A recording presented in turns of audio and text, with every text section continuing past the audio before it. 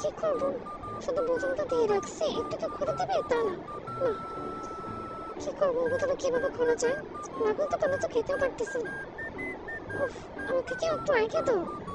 না, গিয়ে দেখি কিভাবে খোলা যায়। একটু রেখে দেখি। টায়ার্ড হয়ে গেছি, অনেক ভারী।